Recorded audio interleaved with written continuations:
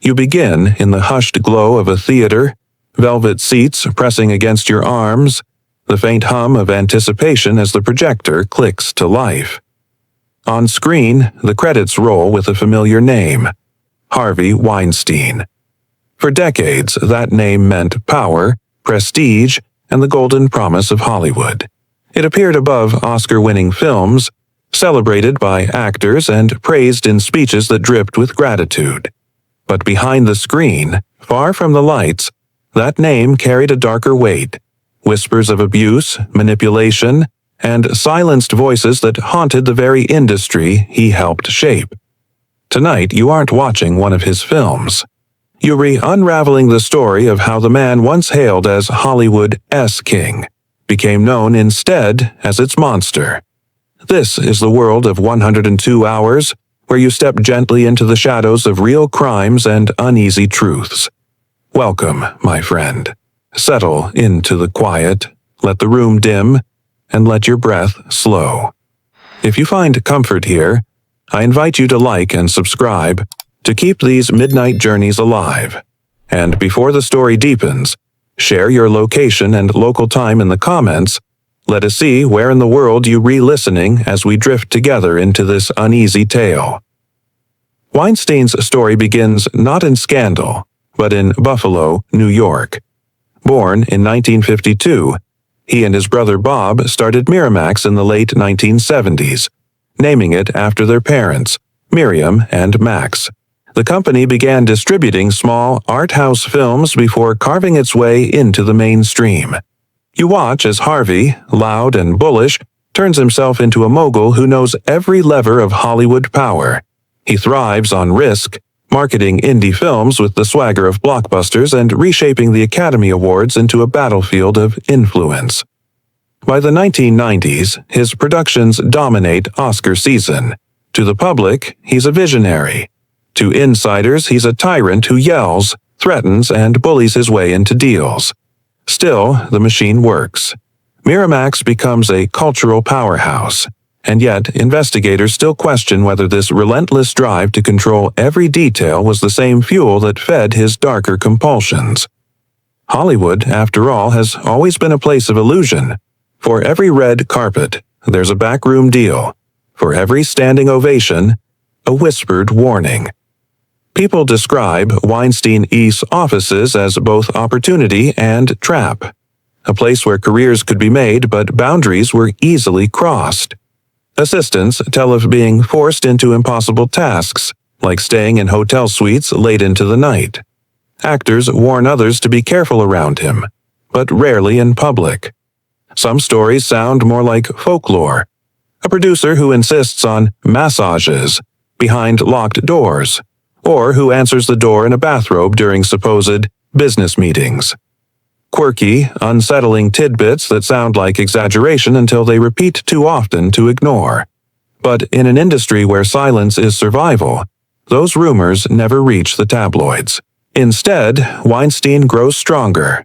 By the early 2000s, his control seems absolute. Miramax is sold to Disney, but Weinstein still runs it like his kingdom. When he and Bob split off to form the Weinstein Company in 2005, it's clear nothing will slow him. He bankrolls films that sweep awards shows, his name a fixture on stage as directors and stars thank him with nervous smiles. But in the shadows, more women speak quietly to each other, trading stories that sound eerily similar. Allegations multiply, but never break through.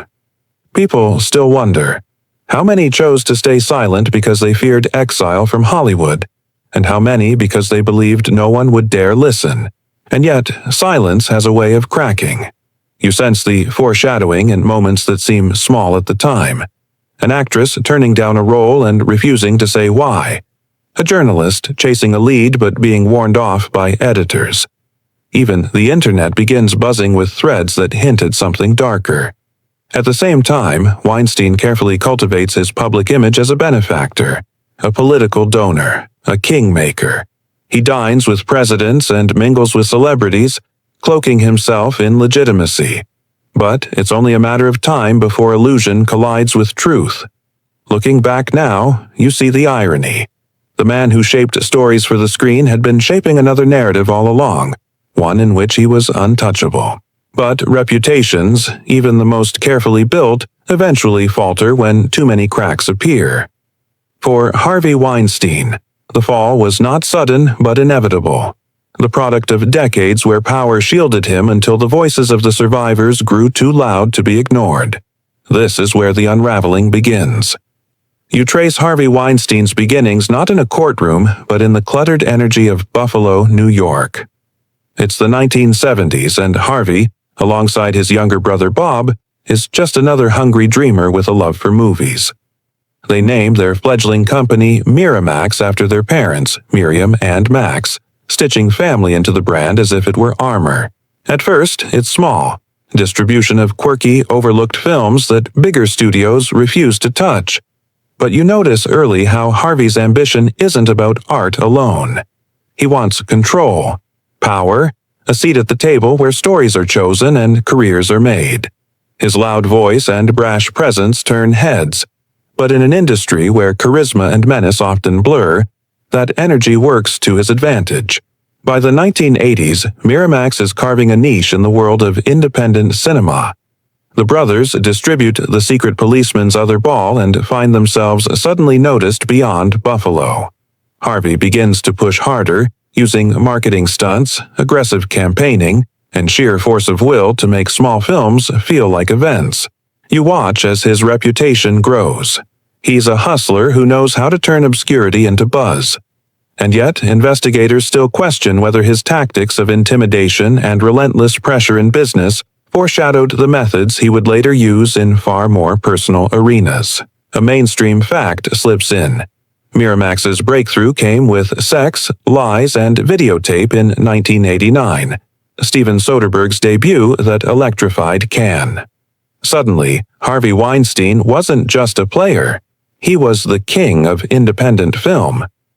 Hollywood insiders recall how he redefined what an indie could be, taking it from niche art houses to multiplexes, changing the shape of cinema distribution. The quirky tidbit you find here is Harvey's reputation for sneaking into theaters incognito to watch audience reactions, obsessing over where they laughed or coughed, adjusting future marketing accordingly. It seems eccentric at first, but it underscores his need for control, a thread running through every corner of his empire. You begin to see how power feeds itself. Once Miramax became synonymous with critical success, Harvey turned his attention to awards. He treated the Oscars like campaigns, borrowing tactics from politics, targeted screenings, lavish dinners, relentless courting of Academy voters. Hollywood had never seen anything like it. A film under Weinstein's guidance didn't just premiere, it marched toward the Oscars like an army. And when Shakespeare in Love beat Saving Private Ryan for Best Picture in 1999, people understood the Weinstein method had changed the Academy forever. But behind the glitter, other truths were circulating. Assistants whispered about impossible hours and sudden rages. Some actors avoided his meetings if they could, warning newcomers in hushed tones. You hear how women told each other to meet him only in groups, never alone. And yet the warnings rarely left private circles. Why? Because Harvey Weinstein could make or break careers, and in Hollywood, survival often meant silence. Even so, quirky anecdotes of his volatility crept out. Stories of him throwing food at staff, exploding over minor mistakes, or calling at 3 a.m. to berate a colleague. They sound almost cartoonish until you place them alongside the darker allegations waiting to surface. By the early 1990s, Miramax is acquired by Disney for $60 million. But Harvey remains at the helm, running the studio with his usual iron grip. It is, in many ways, validation of everything he worked for. The brash outsider from Buffalo now commands Hollywood from inside the Disney machine. But this rise to power carries its own dangers. When the checks are big and the films win Oscars, people stop asking questions. They let the shouting slide, excuse the bullying, and overlook the rumors that swirl in the background. And you notice how patterns of silence repeat themselves. Industry veterans admit they knew something, but no one moved to stop it. Still, there are cracks. Investigators still question whether some of those early lawsuits, settled quietly, filed by women who worked with him, were warning signs ignored. At the time, they were just footnotes in entertainment news, quickly buried under the success of the next film. But looking back, they feel like smoke before the fire, missed opportunities for accountability. As you sit in this moment of the story, you see Harvey Weinstein not yet as the convicted criminal, but as the empire builder. A man who rose from Buffalo streets to Hollywood royalty, reshaping an entire industry in his own image. His story, at this point, looks almost enviable. A self-made mogul with an uncanny ability to spot talent and turn art into profit.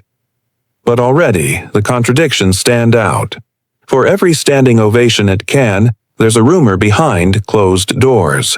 For every Oscar, a whisper of fear. And for you, the listener, those contradictions set the stage for what's to come. The realization that the monster was not suddenly created, but carefully built, brick by brick in the early power plays that defined his rise. You sit at the edge of a table in a Hollywood office, the blinds half drawn, the air thick with whispers. This is not the loud, red carpet world that the public sees.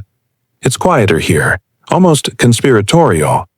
Assistants lean close to one another, actors linger in hallways, and you begin to realize that Harvey Weinstein's presence is less about who he is in the moment and more about the fear he leaves behind. His reputation has split in two. To the outside world, he's the Oscar kingmaker, but within the walls of Miramax and later the Weinstein Company, he's a storm people try to predict but never quite escape. The culture of silence begins early. You hear about interns told never to leave him alone with certain actresses, about assistants who pass nervous glances as they walk new hires to hotel suites. Everyone knows the rules, but no one says them out loud. A mainstream fact emerges here. By the late 1990s, Weinstein had already settled multiple cases quietly, including a 1997 agreement with Rose McGowan after an alleged assault during the Scream era. The settlements were structured to vanish, sealed, forgotten, traded for silence. And yet, investigators still question whether Disney, which owned Miramax at the time, ignored or actively overlooked these payouts in exchange for profits. Hollywood, of course, has always run on power imbalances. The so-called casting couch had been a grim joke for decades, but with Weinstein, it felt industrialized. Actors warn each other to be careful if he invites you upstairs. Others simply vanish from projects, careers inexplicably stalling after refusing a meeting or rejecting a late-night call. The quirky tidbit hidden in these whispers is how some staff developed elaborate strategies to protect newcomers, deliberately interrupting meetings, arranging accidental phone calls, or even hiding in adjoining rooms so someone else would be present. It sounds almost theatrical, but it was survival. For assistants, the silence was brutal. Some were tasked with procuring women, pressured into arranging hotel logistics under the guise of professionalism. They found themselves as unwilling intermediaries, knowing they were facilitating something but too powerless to refuse. Many later described how their jobs felt less like careers and more like traps, glamorous on paper but soul-sapping in practice. You imagine sitting in their shoes, torn between ambition and conscience, knowing one wrong step could mean blacklisting. And yet, despite so many murmurs, the machine of Hollywood kept rolling. Films like Shakespeare in Love and Chicago soared, and every award season brought another wave of praise for Weinstein's visionary leadership. Journalists who tried to dig deeper often hit walls. Editors hesitated, fearing lawsuits or loss of access to Hollywood's biggest stories. Some outlets even admitted later that powerful lawyers working for Weinstein intimidated them into silence. It was a cycle. Allegations whispered, lawyers paid, stories buried. But silence is never perfect. You hear about one brave actress quietly confronting him, refusing to let a meeting turn into something else. Her career doesn't vanish, but she notices roles become fewer. Another actress says she warned younger women not to go to hotel rooms alone, but the warning often came too late. Investigators still question whether agents and managers knew more than they admitted, steering clients into dangerous situations because the rewards seemed too great to risk. Even those who despised him professionally often stayed quiet. Directors rolled their eyes at his meddling.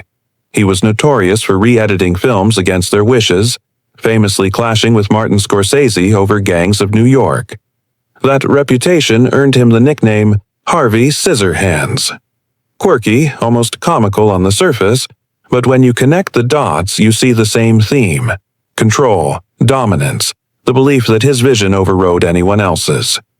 Whether in editing rooms or private suites, Harvey Weinstein demanded submission. The chilling part is how normalized it became. At award shows, people joked about his temper. In private circles, the phrase, "That's just Harvey," excused behavior that would have ended other careers.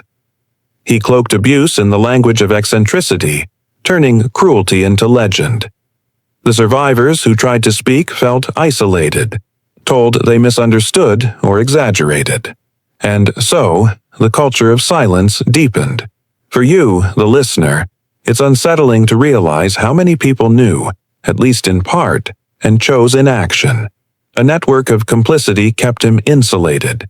Assistants too scared to rebel, executives eager for profits, lawyers ready to bury cases. The empire ran smoothly as long as no one broke ranks. But silence is fragile, and every whisper left a trail. And so, the monster that Weinstein became wasn't hidden in plain sight. It was acknowledged, joked about, and tolerated. A dangerous truth lingered in the background, ignored for decades until a handful of people finally refused to stay quiet. For now, though, you sit in this moment, aware that the silence itself was the cage that kept him untouchable.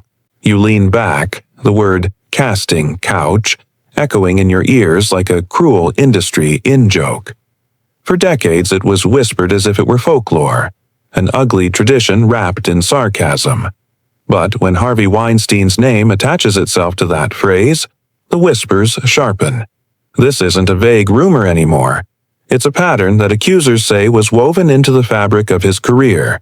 You picture the hotel corridors, the key cards slipped into assistants' hands, the business meetings scheduled in private suites instead of offices. The world outside saw glamorous premieres and paparazzi flashes, but inside, many young women describe moments that left them shaken, coerced, and silenced. A mainstream fact anchors you here. Allegations trace back to the 1980s, but the pattern becomes clearer in the 1990s and early 2000s.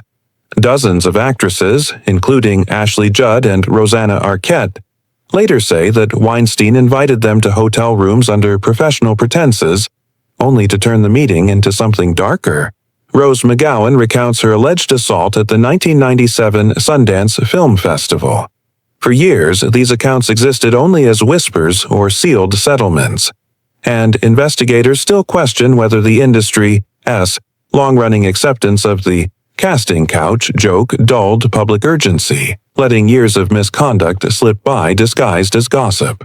The quirky tidbit, almost absurd in its banality, is how Weinstein reportedly favored meeting women in hotel lobbies before steering them upstairs. Some survivors describe how the initial setting, the bustle of a lobby, made the meeting feel safe, ordinary. Only later, once doors closed, did the script shift. Others remember him appearing in a bathrobe, a prop that seemed more costume than clothing, as if he'd rehearsed this act hundreds of times. Assistants sometimes tried to intervene, but the power imbalance was staggering. An intern wasn't he, going to defy the man whose signature could greenlight or kill an entire film. For the actresses, the consequences of resisting could be devastating. One says her refusal was met with a promise. "You will never work in this town again." Others describe roles mysteriously slipping away, projects vanishing, phones no longer ringing, and then there were the settlements. confidential, suffocating documents signed by women who felt they had no choice but to trade silence for survival. Those legal agreements became part of Weinstein's arsenal, paper shields protecting him while careers stalled in the shadows. Still, not every encounter followed the same script. Some women walked away untouched but unsettled, unsure of how to label what had happened. The ambiguity, too, was part of the trap. Was it harassment, assault, or just Harvey being Harvey, as so many in Hollywood shrugged it off? The blurring of boundaries was deliberate. He thrived on confusion, on making people second-guess their own experiences. And for those on the outside, it was easier to dismiss rumors than to face the possibility that the industry's most powerful producer was abusing his position again and again. Behind closed doors, staff developed coping mechanisms. Some joked about his massages, a word that lost all humor once survivors described the reality.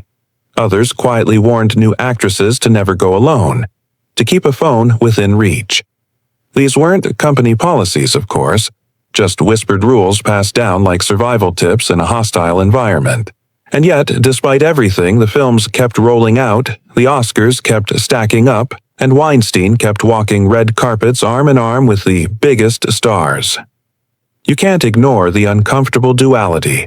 The man who helped bring Good Will Hunting, Shakespeare in Love, and Chicago into the world is the same man dozens of women accused of coercion. It's a contradiction so glaring it feels impossible. Yet history shows how power often thrives in contradiction. The artist and the abuser were never separate. They were two sides of the same empire. And as you sit in this chapter of the story, you realize how many people were complicit. Not necessarily through direct involvement, but through silence.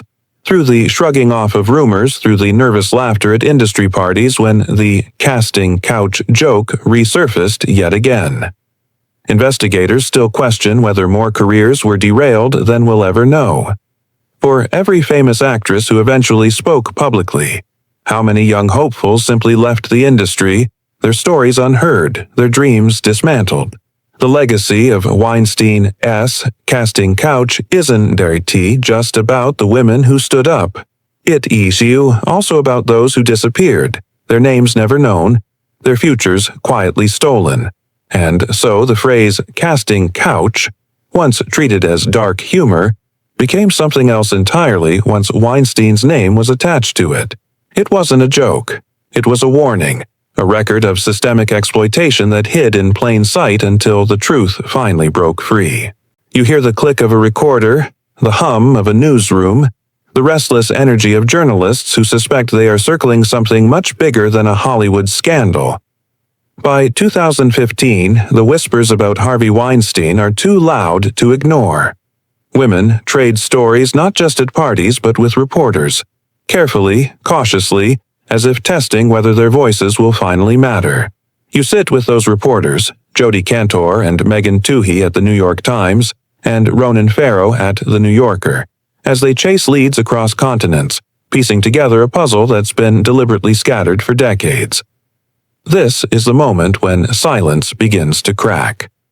A mainstream fact anchors the timeline. On October 5, 2017, The New York Times published its bombshell exposé detailing allegations from Ashley Judd and others, revealing a pattern of settlements stretching back decades. Just 5 days later, Ronan Farrow's New Yorker piece followed, adding chilling accounts from actresses like Asia Argento and Mira Sorvino. The stories reverberated like an earthquake, instantly transforming Weinstein from Hollywood royalty into an emblem of systemic abuse. And investigators still question whether earlier attempts by reporters, like Sharon Waxman's abandoned story at the New York Times in 2004, had been buried because editors feared Weinstein's power and legal threats. The quirky tidbit here is almost cinematic.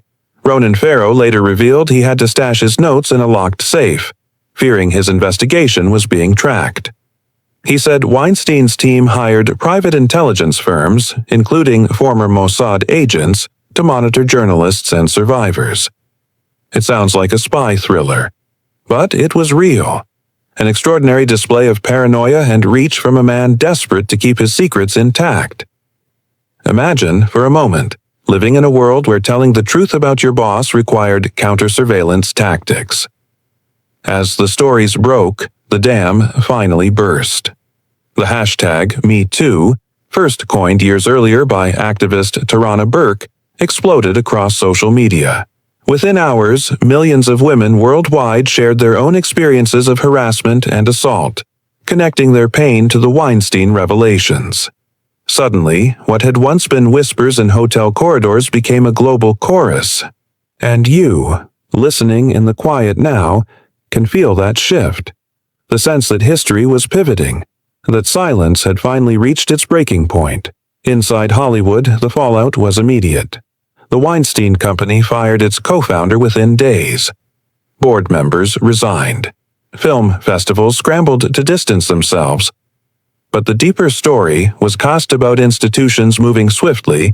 It was about the survivors who had carried the weight for so long. One actress said the articles felt like oxygen. Finally, I could breathe. Another admitted she read the headlines in tears, realizing she was no longer alone. Still, even as the truth spread, Weinstein fought back.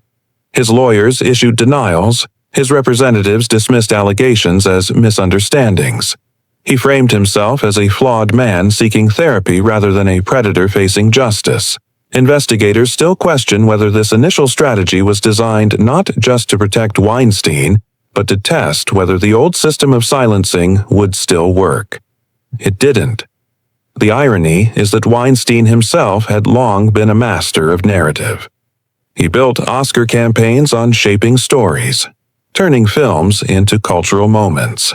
But now, the story he couldn't control, the survivor's story, was writing itself in headlines across the globe. The once feared mogul was now a symbol, and not the kind he wanted. And, as you sit with this turning point, you recognize it for what it is. Not the end of the story, but the beginning of accountability. A newsroom hum, a headline posted, either a hashtag shared. All of it combining into a force powerful enough to shatter an empire that had thrived on silence. The breaking of the story wasn't just journalism. It was history being dragged, word by word, into the light. You walk into the marble hallways of a New York courthouse in early 2020, where the mood feels less like a trial and more like the unveiling of a cultural reckoning.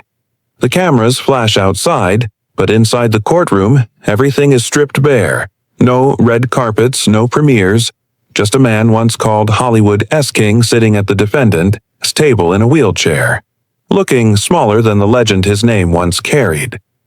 Harvey Weinstein, charged with predatory sexual assault, criminal sexual act, and rape. The walls hum with anticipation. Will the justice system, long accused of failing survivors, finally hold a mogul accountable? A mainstream fact situates you. The trial began in January 2020 in Manhattan Supreme Court.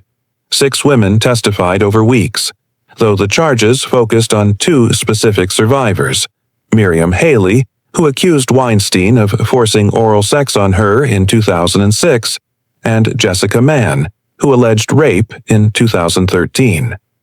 Other women were permitted to testify as Molyneux witnesses, providing supporting accounts of uncharged incidents. For the jury, their words painted a picture not of one event, but of a pattern stretching across decades, and investigators still question whether this strategy, allowing supporting testimony, was the key that cracked Weinstein's defense, or whether it risked prejudicing the jury. The quirky tidbit of the trial is how the proceedings occasionally mirrored the drama of a film set. Weinstein often appeared disheveled, leaning heavily on a walker or wheelchair, a stark contrast to the domineering figure people remembered. Some whispered whether the frailty was exaggerated, a performance designed to inspire sympathy. Jurors had to look past appearances, to separate image from substance, a challenge in a trial where the defendant's entire career had been built on manipulating appearances. Inside, the testimonies were harrowing but measured. Women described hotel suites that turned suddenly hostile, promises of career advancement that dissolved into threats. They spoke through tears, sometimes trembling, but also with the clarity of people who had carried their stories for too long. The defense pushed back, arguing encounters were consensual, pointing to continued communication between Weinstein and some accusers after the alleged assaults. But the survivors countered with a truth many recognized. Trauma doesn't always fit neat patterns, and power skews choices in ways outsiders rarely understand. You feel the gravity of the jury's deliberation in February 2020. For 5 days, they debated not just one man's guilt, but the credibility of women whose voices had too often been dismissed. On February 24th, the verdict arrived. Weinstein was found guilty of a criminal sexual act in the first degree and rape in the third degree.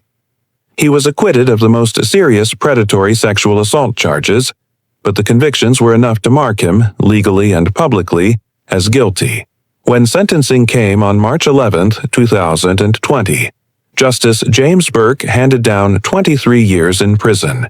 The words landed like a thunderclap. For the survivors in the courtroom, it wasn't just about years, it was validation, a moment when their voices reshaped history.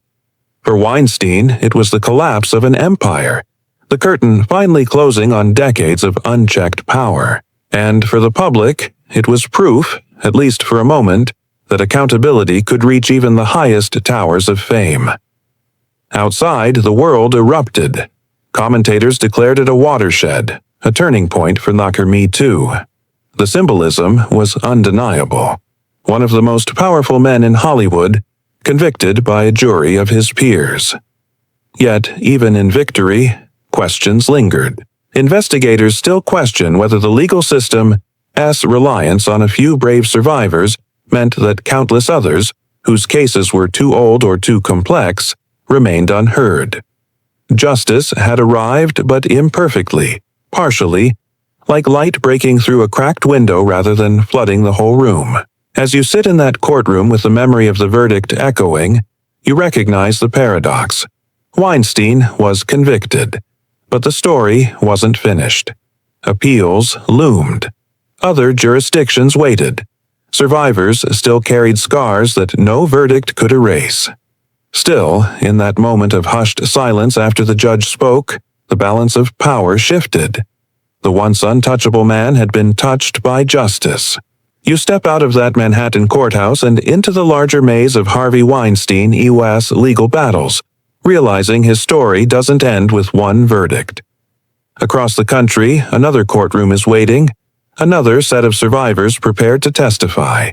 The New York conviction in 2020 may have been the beginning of his downfall, but Los Angeles was determined to write its own chapter. It's as though the story was unfolding on two stages at once, East Coast and West Coast, both wrestling with the same question. How do you prosecute decades of abuse when so much of it thrived in silence? A mainstream fact grounds you. In 2021, after the New York verdict, Weinstein was extradited to California to face 11 charges involving 5 women. The trial finally began in October 2022, and the accounts mirrored those told in New York. Lavish hotel suites, moments of intimidation disguised as business meetings, and the sudden collapse of safety. On December 19, 2022, the Los Angeles jury convicted Weinstein on 3 counts: rape, forcible oral copulation, and sexual penetration by foreign object, all connected to an incident in 2013 involving a European model and actress. He was later sentenced to 16 years in a California prison, to be served after his New York sentence. The quirky tidbit here is how the logistics of moving Weinstein between prisons and courtrooms resembled a grim, bureaucratic film production. Shackled in a wheelchair, he was flown across the country like an unwilling star of a never-ending trial. His legal team filed motions complaining about his health, his dental problems, even his diet behind bars, as if these details might soften the weight of decades-long allegations. Some journalists joked that Weinstein's lawyers seemed to spend as much time discussing his back pain as his charges. It was a surreal reminder that the man once courted by politicians and Hollywood elites was now reduced to pleading for extra medical accommodations. Investigators still question whether the California case would have existed without the public momentum from Me Too and the New York trial. For years, Los Angeles prosecutors had quietly gathered testimony, but without the breaking of silence in 2017 and the precedent set in New York, it's unclear if these charges would have ever made it to court. Some even wonder whether Weinstein-Enka's dual convictions on both coasts became a symbolic effort by the justice system to prove that Hollywood's culture of secrecy had limits after all. For survivors, the California verdict was another form of validation, especially for those who had feared their stories would be lost in the shadow of New York. One woman, sobbing outside the courthouse, said simply, "I didn't think anyone would believe me. Now they do." And yet, even here, the results were mixed. Weinstein was acquitted of some charges, and others resulted in hung juries. The pattern repeated itself. Partial justice, imperfect outcomes, but still historic in scope. By the time both sentences were stacked, 23 years in New York, 16 in California, Weinstein faced the likelihood of spending the rest of his life behind bars. But even with decades of prison time ahead, the legal battle was far from finished. Appeals were filed, arguments mounted, and questions lingered. Would powerful attorneys find loopholes? Would convictions hold under scrutiny? Would Weinstein, who had once outmaneuvered reporters and studios, now outmaneuver the justice system too? As you absorb this second wave of accountability, you feel the weight of its symbolism. 2 coasts, 2 juries, 2 verdicts, all converging on one undeniable truth. The system had finally caught up to a man who had long believed he was untouchable. But like every chapter in this saga, the victories came with complexities, and the story was still unfolding. You sit with the gravity of those stacked sentences, 23 years in New York, 16 in Los Angeles, and yet you realize that Harvey Weinstein's story doesn't just live in prison cells or appeals courts. His shadow lingers over Hollywood itself, reshaping the industry that once protected him. When you think of Weinstein, you don't just think of a man. You think of a culture that enabled him, an ecosystem of silence and complicity. The mainstream fact is simple but staggering. After the first stories broke in 2017, over 80 women came forward publicly with allegations against Weinstein. Actresses like Gwyneth Paltrow, Angelina Jolie, Salma Hayek, and Lupita Nyong'o revealed how early in their careers they had been approached, harassed, or pressured by him. Many of these women described a strikingly similar pattern. Private hotel meetings disguised as business appointments, followed by coercion, intimidation, or worse. In some cases, careers were derailed for saying no. The sheer number of voices created something rare in Hollywood, an undeniable pattern that couldn't be dismissed as rumor. The quirky detail here is how Weinstein's influence extended even to awards season campaigns. For years, his notorious Oscar machine was legendary. Lavish dinners, personal phone calls, even private screenings orchestrated to charm Academy voters. He turned obscure indie films into award juggernauts. But after 2017, his very name was erased from promotional materials.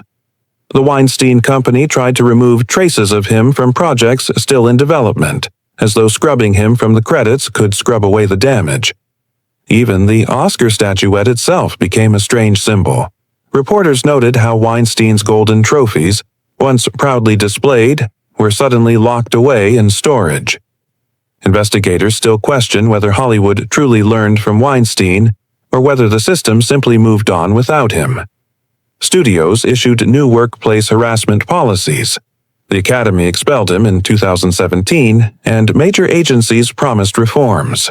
But behind closed doors, whispers remained. How many other open secrets persisted? How many careers had been shaped by power imbalances that still lingered, untouched by reform? For many survivors, Weinstein's fall represented something more than personal justice. It was the collapse of an illusion. For decades, Hollywood had sold dreams, but behind those dreams lived a nightmare that only insiders knew. When survivors spoke out, they weren't just accusing one man, they were indicting an entire machine. And in doing so, they gave rise to something seismic, the Me Too movement. You can feel the quiet anger, the solidarity, and the hope that emerged as the hashtag spread across industries. Suddenly, Weinstein's name wasn't just about Hollywood. It became shorthand for abuses of power everywhere, from corporate boardrooms to newsrooms, from universities to politics. The ripple effects carried on. And yet, as you sit in this chapter, you notice the paradox. The man who had once controlled red carpets and Oscars now spends his days in a prison hospital wing. His legacy isn't the dozens of awards he won or the movies he championed. It's the survivors who broke the silence and the movement that grew from their voices. Still, the lingering question hovers. Will Hollywood remain changed, or was Weinstein an exception, scapegoated while the culture around him survives intact? You feel the weight of a gavel in your mind, even from miles away, as the story pivots to April 25, 2024, when the New York Court of Appeals overturned Harvey Weinstein's 2020 convictions. It's a jarring moment, one that twists the narrative into uncertainty. Legal analysts frame it as a victory for procedural fairness. The judges cited egregious errors by the trial judge in admitting testimony from alleged victims outside the charged incidents. But to survivors and the public, it feels like a step backward, a reminder that the law is intricate and sometimes cruelly detached from human experience. The mainstream fact is clear. The appellate court's decision does not erase Weinstein's guilt, but requires a retrial to ensure due process. He remains incarcerated in New York pending the proceedings. Alleged victims, lawyers, and advocates brace themselves for another tense chapter, and investigators still question whether the appeal reflects a broader judicial reluctance to balance survivor testimony with legal technicalities, or if it is simply a narrow procedural ruling with long-reaching consequences. The quirky tidbit here highlights how the media responded. Journalists across social platforms created memes and charts mapping every legal twist of Weinstein's journey. One viral post compared his multiple trials to sequels in a notoriously dark movie franchise. Weinstein Part 1. Fall from Grace. Part 2. The California Convictions, and now Part 3. Back to Court. While humorous on the surface, the memes underscored the disorientation felt by the public, a mix of justice, delay, and procedural labyrinths that almost seemed surreal. During the retrial, which began in April 2025, the New York courtroom becomes a theater of tense contrasts. Familiar stories resurface, but outcomes diverge. On June 11, 2025, the jury delivers its verdict. Weinstein is found guilty of one count of criminal sexual act concerning Miriam Haley, acquitted of another count concerning Kaya Sokola, and the jury is deadlocked on a third charge relating to Jessica Mann. It's a fragmented result, partial closure mixed with unresolved questions. You notice how survivors react differently this time. Some express cautious relief, feeling that at least one victory is secured. Others, frustrated by the hung jury, wonder whether justice can ever fully reach them. The narrative of the monster is complicated. Guilty, acquitted, deadlocked. And yet, even in partial victories, the weight of decades of abuse is recognized publicly, a signal that no empire of silence can withstand sustained scrutiny. Investigators still question whether retrials, appeals, and procedural wrangling dilute the message of Me Too, or whether they reinforce the importance of perseverance in seeking justice. Each legal maneuver, no matter how technical, sends ripples that extend beyond Weinstein, touching institutions, survivors, and cultural norms. You watch as Hollywood holds its breath, The public debates the meaning of the verdicts, and the media analyzes every word of the judge's rulings. And while Weinstein himself remains confined, the story now belongs more to the survivors, the journalists who broke the silence and the culture they began to shift, than to the man whose name headlines the case. In this moment, you realize the monster isn't just Weinstein. It is also the environment that let him flourish unchecked, and the struggle to dismantle that environment is ongoing.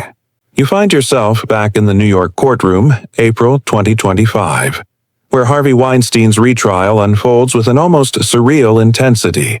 The legal battle is no longer just about one man's alleged crimes.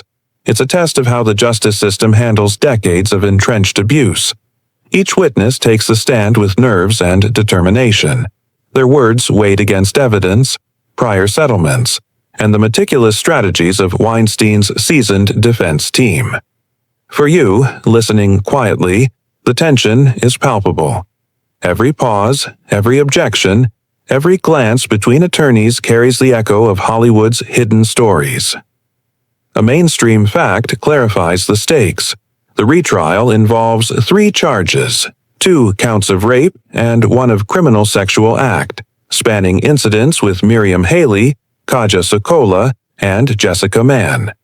Prosecutors aim to validate the experiences of these women while navigating procedural rules outlined by the appellate court.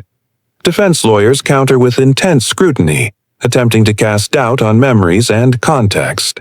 The courtroom is a delicate balance of credibility, evidence, and legal nuance, showing how the system grapples with cases involving years-old alleged abuse, and investigators still question whether retrials of this nature place an undue burden on survivors, forcing them to relive trauma while navigating complex legal standards. A quirky tidbit emerges amid the gravity. Weinstein's courtroom appearance included a wardrobe debate between his lawyers and prison staff, specifically whether he could wear his signature black blazer instead of the standard prison attire. While seemingly trivial, it's emblematic of his larger persona: presentation as power, control over perception, even in defeat. Journalists covering the trial joked about Weinstein fashion, highlighting how every detail of his public image was scrutinized, dissected, and at times lampooned, even in the courtroom. As testimony continues, each survivor recounts moments of intimidation, coercion, and fear, but also resilience. One describes carefully managing her career in the shadow of his threats. Another speaks of solidarity with peers who shared similar experiences. You feel the emotional weight in the courtroom, the subtle shifts in juror posture, the collective pause as lawyers object and judges intervene. These procedural maneuvers are part of the legal reality, but for the public following along, they underscore the complexity of accountability when power and secrecy intertwine. The jury deliberates for 3 days, ultimately returning a mixed verdict. Weinstein is found guilty of 1 count of criminal sexual act regarding Miriam Haley, acquitted of the charge concerning Kaja Sokola, and the jury is deadlocked on the 3rd count involving Jessica Mann.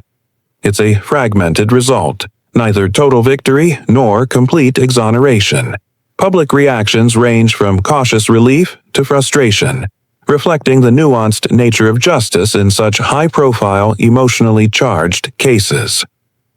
Investigators still question whether these partial verdicts, while legally significant, fully capture the scope of Weinstein's actions or the industry culture that enabled him. The message, however, is unmistakable. Power alone does not grant immunity, and persistence in reporting, advocacy, and legal action can crack even the most fortified silences. For you, the listener, the retrial highlights both progress and imperfection. The monster, the man, the culture, the system, has been confronted, but the journey toward meaningful accountability continues. The courtroom drama, with its mixed outcomes, reminds you that justice is rarely linear, and that the courage of survivors, combined with investigative rigor, shapes a legacy far larger than any single trial. You step back from the courtrooms, the press conferences, the flashing cameras, and consider the wider ripple effect of Harvey Weinstein's convictions. This story isn't contained in Manhattan or Los Angeles. It reverberates throughout Hollywood and the broader entertainment industry. Studios reevaluate policies, HR departments adopt stricter harassment protocols, and the Me Too movement spreads across workplaces, inspiring others to speak out. For you, the listener, it is a reminder that the consequences of one powerful man's actions extend far beyond his personal empire. They touch culture, policy, and perception itself. A mainstream fact underscores the impact. After Weinstein's New York and California convictions, the Academy of Motion Picture Arts and Sciences expelled him, and numerous organizations barred him from industry events. The Weinstein Company declared bankruptcy. Films were shelved or resold, and other studios instituted mandatory anti-harassment training for executives and talent. Meanwhile, advocacy groups report that hundreds of workplaces worldwide used Weinstein-AS exposure as a catalyst to revisit reporting mechanisms and workplace safety measures. And investigators still question whether these reforms, while meaningful, are sufficient to prevent new abuses, or if they are largely performative gestures to appease public scrutiny. The quirky tidbit is how some survivors documented their journey creatively. Rose McGowan, for example, became not just a spokesperson, but a multimedia storyteller, using social media, books, and interviews to chronicle the systemic abuse she endured and witnessed. Others created informal networks, Slack channels, and online communities to support women in entertainment industries globally. These platforms, born from trauma, highlight an unexpected form of resilience and innovation. Proof that even in darkness, survivors find ways to reclaim agency and amplify their voices. Yet the shadow of Weinstein lingers. For every policy change or expulsion, there remains a memory of the decades when silence prevailed. Some agents, managers, and producers once complicit now grapple with their own complicity, their reputations quietly tarnished. Investigators still question whether true cultural change is achievable in an industry historically dominated by hierarchical power structures, where ambition often trumps ethics. The lessons are layered, complex, and ongoing. For Hollywood's emerging talents, Weinstein's downfall serves as both cautionary tale and beacon. It signals that exploitation, while it may persist, no longer enjoys invincibility. The public sees the power of speaking out, the role of journalism, and the importance of collective action. And you, sitting in quiet reflection, understand that this chapter of history reshapes expectations. Talent should not be traded for coercion, and ambition cannot excuse abuse. Finally, there's the human element that threads through every court case and news headline. Survivors continue to navigate careers, mental health, and public scrutiny long after verdicts are delivered. They carry the weight of being witnesses not only to Weinstein U.S. actions, but also to decades of systemic failures. And in this ongoing reckoning, you sense a subtle, quiet hope that by naming monsters, even imperfectly, society charts a path toward accountability, empathy, and vigilance. You arrive at the final stretch of Harvey Weinstein's story, where reflection and reckoning converge. By 2025, after convictions, appeals, and retrials, the narrative has evolved from whispered rumors to legal consequences, cultural shifts, and institutional reform. Weinstein remains incarcerated, serving stacked sentences across New York and California, yet the story's true resonance is found less in his punishment and more in the courage of those who broke decades of silence. For you, listening now, this is the moment to step back and see the broader implications. How one man's abuse of power transformed an entire industry and galvanized a global movement for accountability. A mainstream fact anchors this section. Harvey Weinstein is currently serving a combined prison term exceeding 30 years for multiple convictions of rape and sexual assault. He has filed ongoing appeals, but the courts have repeatedly upheld key aspects of his convictions, signaling sustained legal recognition of his crimes. And investigators still question whether future legal reforms, inspired by his case, will adequately protect emerging talent in Hollywood or prevent similar abuses in other industries. The quirky tidbit is almost absurdly mundane. Despite his once omnipresent influence, his name is now absent from most official industry communications, awards ceremonies, and professional databases.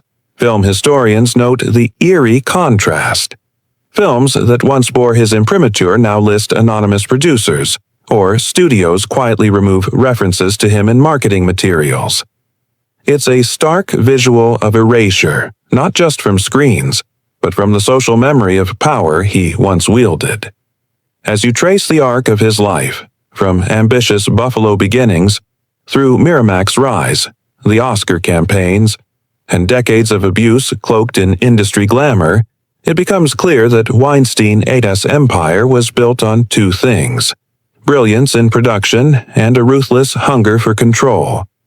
For decades, that control extended beyond cinema, touching lives, careers, and personal boundaries. And yet, in the aftermath of exposure, that same empire crumbles. The monster is still physically present in prison, but culturally and socially, he has lost the system that once protected him. The broader societal impact cannot be overstated. Me Too continues to resonate, influencing industries from entertainment to politics to corporate America. Schools, workplaces, and institutions worldwide have re-examined policies on harassment, reporting, and power dynamics. Laws have been reconsidered, contracts rewritten, and conversations once taboo are now mainstream. Investigators still question whether these shifts are permanent or whether complacency will allow old patterns to resurface. But the precedent is undeniable. Accountability is possible, even for those once deemed untouchable. For the survivors, the story is more than legal victories. It is a statement that the world listens, that voices carry weight, and that courage can dismantle centuries of institutional silence. Their resilience, advocacy, and storytelling have created ripples that outlast the man himself. And for the public, Weinstein's case is a cautionary tale and a reminder. Power, when unchecked, can corrupt, but exposure, persistence, and collective action can restore balance. You reflect quietly on the layered lessons of this story. The narrative of Harvey Weinstein is not merely about one predator. It is about the culture that enabled him, the journalists who refused to be intimidated, and the survivors who demanded recognition. It is about accountability, reform, and the slow but real reshaping of an industry long resistant to scrutiny. And as the final echoes of courtroom gavel and media flash fade, you sense a subtle reassurance. Monsters, no matter how powerful, are never truly untouchable. You settle into a quieter space, away from courtrooms, headlines, and flashing cameras. The story of Harvey Weinstein is not just about convictions or scandal. It is a lesson in vigilance, resilience, and the power of truth. Over decades, a culture of silence allowed one man to wield extraordinary influence over careers, ambitions, and lives. Yet, when brave individuals spoke, when journalists pursued evidence, and when society refused to look away, the power began to crumble. For you, the listener, there is a subtle rhythm in this reckoning, the interplay between ambition and accountability, celebrity and consequence, secrecy and exposure. Weinstein's trajectory, from Buffalo to Hollywood, from visionary producer to convicted predator, reveals both the heights of human ingenuity and the depths of human exploitation. It is a cautionary tale, not merely of one man's failings, but of systems that permit abuse to fester under the guise of glamour and opportunity. Even now, the ripples extend far beyond Hollywood. Workplace reforms, global Me Too advocacy, and the creation of safer environments for emerging talent are part of his legacy, paradoxically built upon the harm he inflicted. Survivors, once silenced, now speak with courage and clarity, demonstrating that voices once amplified can dismantle empires and rewrite narratives. As the story draws to a close, breathe deeply. Reflect on the lessons. Courage matters. Silence can enable harm, and accountability, though imperfect, remains essential. In this quiet, you recognize that monsters can be confronted, systems can change, and resilience can prevail. The story of Harvey Weinstein ends with lessons that extend into our culture, our workplaces, and our own vigilance.